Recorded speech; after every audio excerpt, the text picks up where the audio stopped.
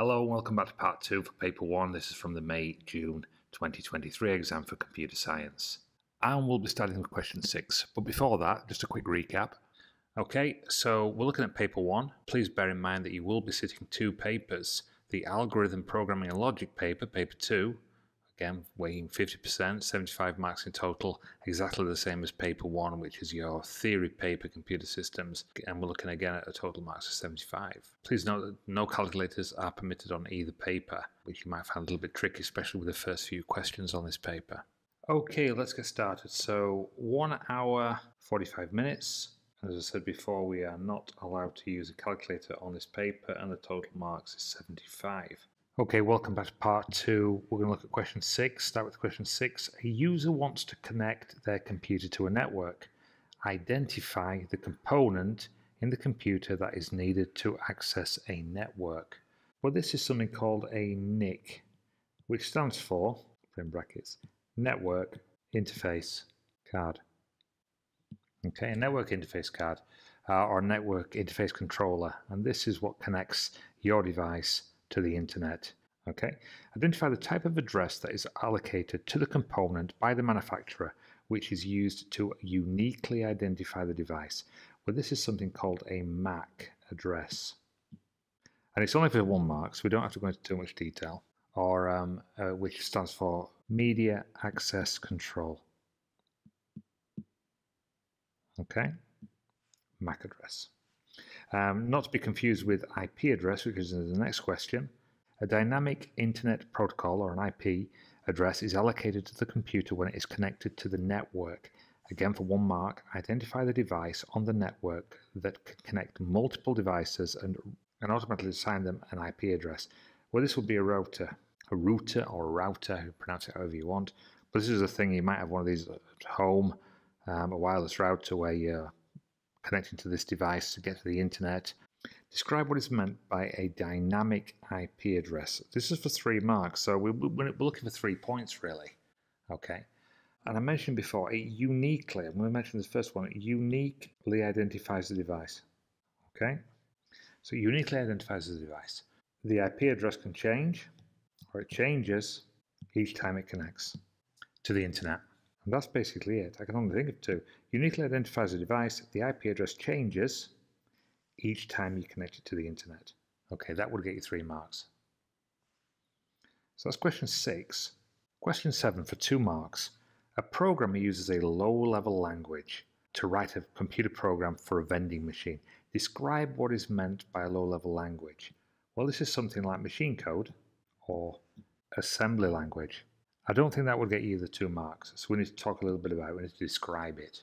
It's close to the language processed by a computer.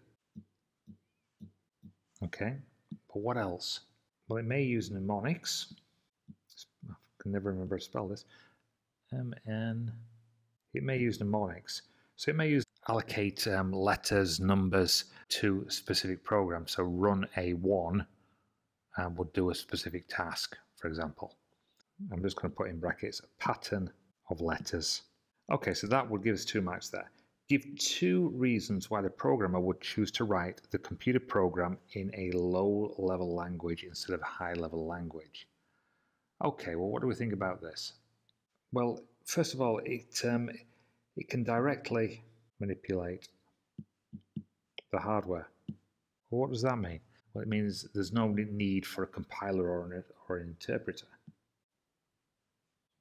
Okay, so that will certainly might even get us 2 marks. It's usually quick. Based on this is one for you to remember. Quick to execute. Okay, and there's no requirements for the program to be portable. It can be unique to that piece of equipment. It can be unique or specially made for that particular piece of hardware. Made for specific hardware.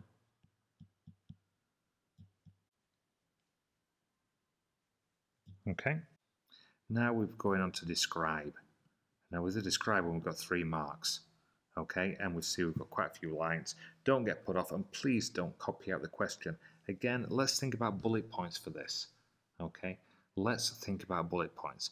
A manager at a company is concerned about a brute force attack, okay, on an employee user on its employee user accounts. Describe how a brute force attack can be used to gain access to the employee's accounts. How does brute force work? Well, brute force is basically it's something called trial and error, repeatedly trying different combinations over and over again. Okay, so if a number, let's say it's your PIN number on your bank account, just try and try and try 00000001 and just keep going and going until they reach 9,999, and hopefully somewhere in between that it will be your password. So that's one of the trial and error method. Just to finish up, it can be carried out by software. You've seen these things where it says I am not a robot. I'm going to put this in. Not a robot is a type of capture. Yeah, I'm not a robot can be carried out by software. I'm not a robot, and this is either manually or automatically. You don't need to be doing it. You could get a program to do it. Okay, so part B. One possible aim for carrying out a brute force attack is to install malware, yeah, onto the company's network. State 2, only 2, other aims for carrying out a brute force attack to gain access to the employee's user accounts. Why does somebody want to hack into the network? Okay, well, they might want to steal data, view data, okay, data, files, people's email addresses, for example, where people live. Not only steal data, I mean, they could delete data. They could delete or change data. Based on that, we can also log data. And this leads on to things like sort of ransomware, log data, possibly, okay? Can damage a business. Okay, so that's 2 marks. So steal data or view data files, delete or change data. It's basically all data, log data, such as ransomware. Identify 3 types of malware that the hacker could install. 3 types of malware. Well, let's have a think about this. I've just mentioned ransomware. Well, what else have we got? We've got things, I mean, the obvious. Let's put the obvious. Virus, worms. Okay. You may have heard of, I'm sure you've heard of Trojan horse, spyware, adware. That's all of them. Okay, so any 3 out of those. Ransomware, virus, worm, Trojan horse, spyware, or adware. Okay, and part C, give 2 security solutions that could be used to help prevent a brute force attack being successful. Okay, how do we stop it?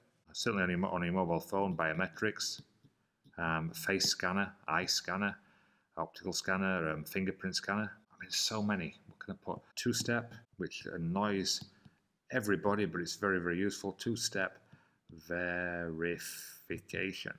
Obviously, we could install a firewall, have a firewall active. Certainly, if it's on a network, ones you might have in school, you have a firewall so you can't access certain sites and block things. A password policy, maybe. Password policy, instructing a series of minimum number of letters and numbers. Yeah, you use password policy. Drop-down boxes, so people can't record keyboard clicks. Limit number of login attempts, or like an iPhone, start to slow the thing down.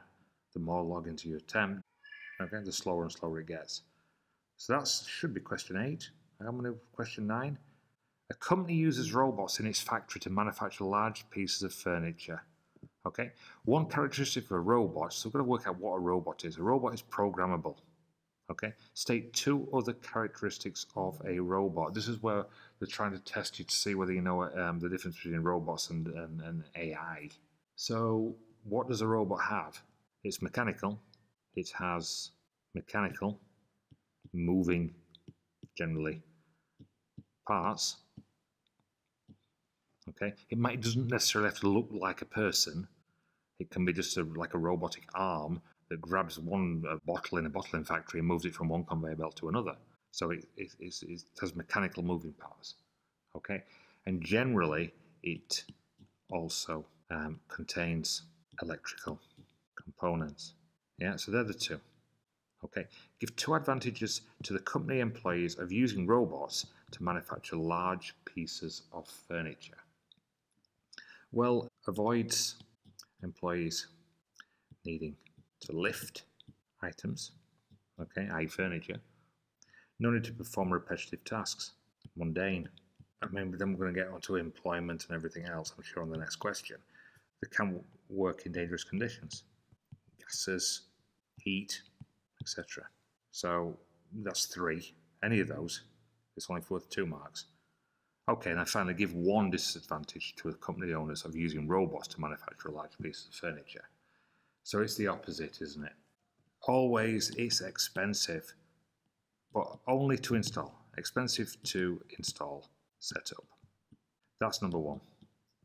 If malfunction or breakdown, it will delay production. So anything like that, okay? Okay, so that's C. And then finally, oh my word, 1 mark. A student uses the internet for their schoolwork to research what is meant by farming or palming or however you want to pronounce this. Yeah, what is the aim of farming? What are they doing? What is farming? I've changed to blue. Redirects users to other bogus, good word, bogus websites. Okay, which could be in turn stealing their credit card details, their passwords. I'll just put personal information. Okay, redirects users to other bogus websites to steal their personal information, passwords, bank details. Draw and annotate a diagram to represent the process of farming. Oh my word. Oh my word. How are we going to do this? Let's have a think about this. So if we put a user's computer, okay, user computer. Okay, and this is connected to the internet. But the user's computer contains some malware. Okay, so malware has been installed. Okay, well, what the malware is going to do, the user types in a web address. Okay, user types in a web address, thinking they're going to go to a real website.